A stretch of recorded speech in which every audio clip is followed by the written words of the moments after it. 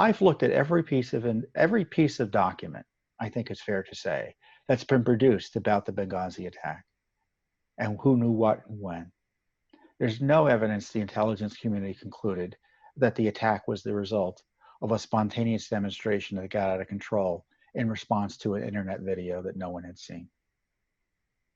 There's no evidence that was the case. There was evidence they knew immediately it was a coordinated attack. There was evidence they knew even before the attack that something was coming down the pike. Yet Susan Rice went and lied for Hillary Clinton and for Barack Obama.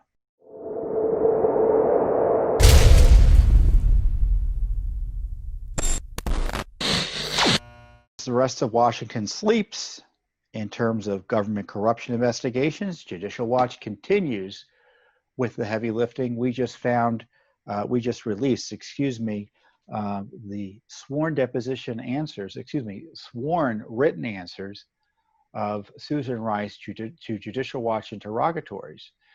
We got them last year, and I've talked to them about them a little bit, but we kind of organized it and put it out there so everyone can access to it. Susan Rice was a national security advisor for President Obama, involved in the spying on Trump, obviously. Was involved in the unmasking. She was an unmasked Flynn. She also wrote the CYA memo weeks after the fact, just before Trump came into office. The memo about that infamous Oval Office meeting with Barack Obama, Joe Biden, her, and Comey and Sally Yates, where they talked about the dossier and going after Flynn. I mean, if you want to know about Susan Rice's ethics, ask yourself if your boss came and said, "Hey, you know what? Look, our whole team is being turned out of corporate headquarters here. And I was thinking about that meeting we had a few weeks ago. I think we need to memorialize that. You know what I mean? Why don't you go ahead and memorialize that? And by the way, we need to get that done before I get kicked out noon today." Now, did Obama say that to Susan Rice? I don't know. But that's essentially what happened. Susan Rice wrote this memo minutes before the president was sworn in. President Trump was sworn in. The by the book memo, remember that? But also she was the U.S. and before she became national security advisor, it looks to me like she proved her worth by lying 5 times to the American people on the Sunday morning talk shows in the months before President Obama's reelection about Benghazi. Remember, she blamed the video and spontaneous demonstrations rather than the terrorist attack in Al-Qaeda, even though they knew otherwise. Remember, she lied about Benghazi. Well, we had asked for records about Benghazi and found that the so-called talking points she had said were based on intelligence community assessments were actually based on the political assessment of Ben Rhodes, one of the political hacks working in the Obama White House, who wrote the talking points, and they were completely political. I've looked at every piece of document, I think it's fair to say, that's been produced about the Benghazi attack and who knew what and when. There's no evidence the intelligence community concluded that the attack was the result of a spontaneous demonstration that got out of control in response to an internet video that no one had seen. There's no evidence that was the case. There was evidence they knew immediately it was a coordinated attack. There was evidence they knew even before the attack that something was coming down the pike. Yet Susan Rice went and lied for Hillary Clinton and for Barack Obama. Why? Because there was an election coming up, and President Obama was running on the fact that, and this is Joe Biden's famous, I remember Joe Biden saying this, and I don't know if he was the only one who said it, Bin Laden is dead and GM is alive. Not a bad slogan, right? They killed Bin Laden and GM was alive. There's a big controversy about the federal bailout of the car companies, and they were taking credit for the bailout. But if Bin Laden killed a U.S. ambassador and 3 other innocents in an attack never seen before in recent American history. The last U.S. ambassador killed in the line of duty like that was I think our ambassador of Afghanistan during the Carter administration. So they had all this incentive to lie, which they did. So Judicial Watch exposed the talking points, and that circle of litigation then exposed the Clinton emails, because we noticed there were no Clinton emails. We said, where are the Clinton emails? And we pushed and we pushed. And the government finally responded, we gave you everything other than these other documents. Turns out the other documents were the Clinton emails. We forced their release. So long story short, as a result of that, a federal court judge authorized us to get discovery. Discovery meaning evidence gathering. Now, you may know right now that we're waiting to question Hillary Clinton because he authorized the release of the deposition in person of Hillary Clinton. And she's desperately appealed that. It's on appeal right now. We're waiting for the decision. It's a mandamus petition. She and her chief of staff, Cheryl Mills. But as part of that discovery, we were allowed to question in writing, send interrogatories, Susan Rice. So I thought it was important that we get this information out to the American people, because Susan Rice has been in the news a lot recently. Plus, we've had this information and we wanted to get it out. And you'll be surprised to learn, or maybe not surprised to learn, Susan Rice can't remember much. 18 times she said, I don't recall. She said she does not recall who gave her the key Benghazi talking points that I told you about. They came from the White House, not the intelligence community. Does not recall being in any meetings regarding Benghazi in the days following the attack. Isn't that amazing? No meetings, she can't remember. And does not recall communicating with anyone in Clinton's office about the Benghazi talking points. So does that mean it did or didn't happen? It's not clear. She did admit that she did send emails on Hillary Clinton, to Hillary Clinton on her non-governmental email system. So she knew. Susan Rice knew. And she herself used private emails to conduct government business. Specifically, when asked to describe meetings or discussions about the events in Benghazi, other than the daily intelligence briefings, Rice said she had discussions with friends and family and does not recall attending any meetings focused on the events in Benghazi between September 11th and September 16th, 2012, other than attending a ceremony of September 4th, 2012 at Joint Base Andrews. Rice said she believes she would have discussed the Benghazi attack with members of UN staff, colleagues of the United Nations, and individuals in attendance at the ceremony on September 14th, 2012 at Joint Base Andrews. So she didn't talk about, she can't remember any meetings about Benghazi despite being our ambassador to the United Nations. She did not directly answer a question about deleting emails. Rather, Rice answered that when emails related to U.S. government business were sent to her personal email account, she took steps to ensure that a copy of that email was also in her government email account.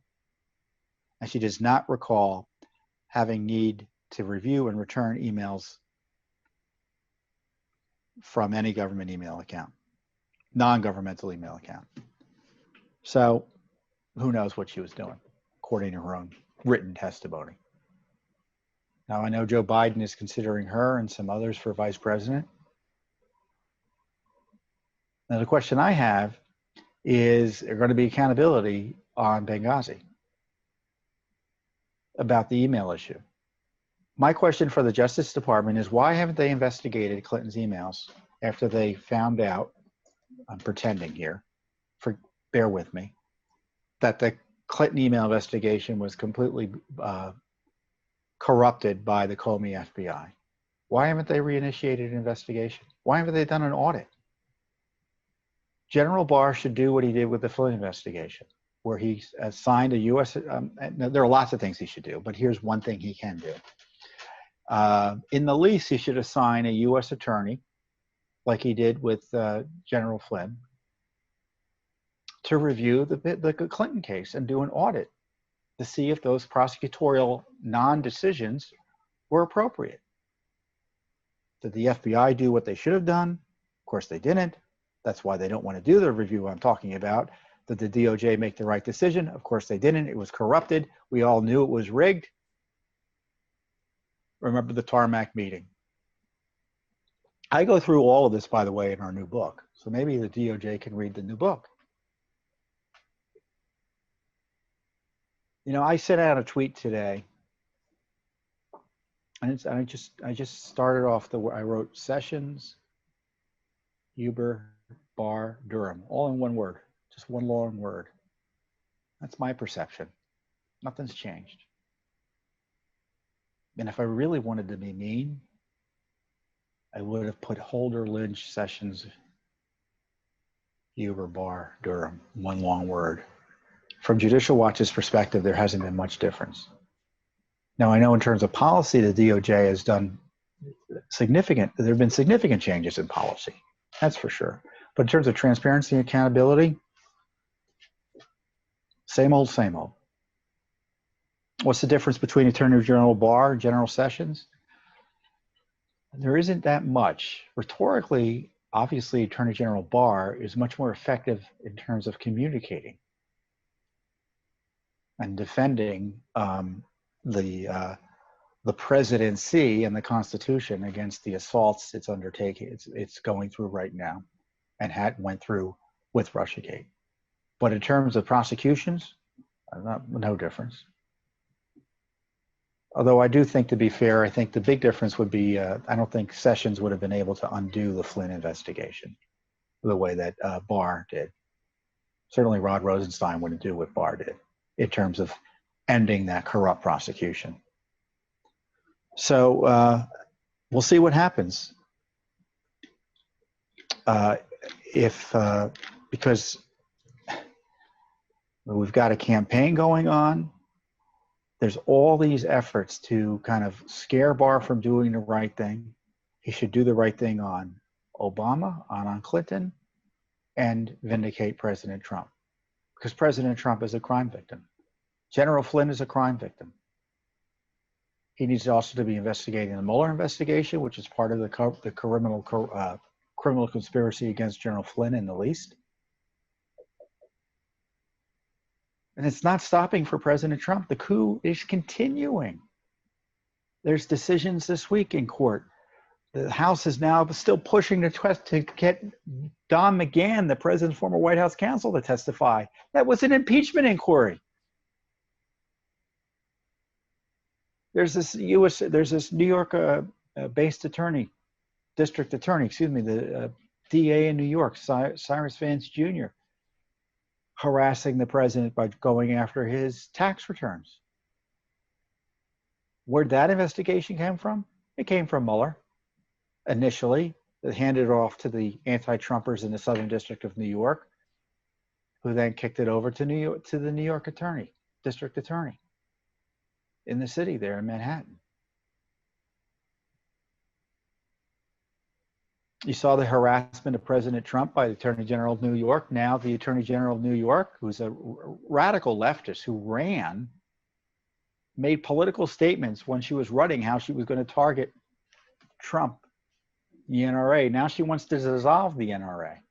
Dissolve it. 3 months before the election, she announces this press conference that the leadership of the NRA are terrible people, and therefore the whole organization needs to be dissolved.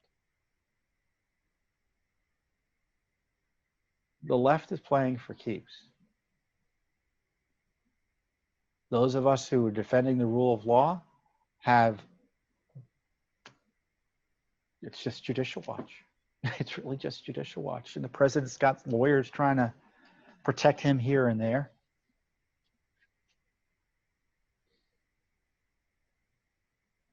So the crisis continues, but you can be sure that Judicial Watch will continue. We're, as I said, seeking information, seeking testimony about Hillary Clinton or from her. We'll see what the court rules there finally. But we're still doing it. We're still doing it. People say, well, it's so long. Well, it hasn't been that long. The statute of limitations isn't run out. And plus, we still have a right to the documents. according to the law, hasn't been long enough. But of course, the law doesn't apply to Hillary Clinton, right? Not as best witness, but not if there's anything we can do about it. Thanks for tuning in. Be sure to subscribe to our YouTube channel to catch all the latest news from Judicial Watch.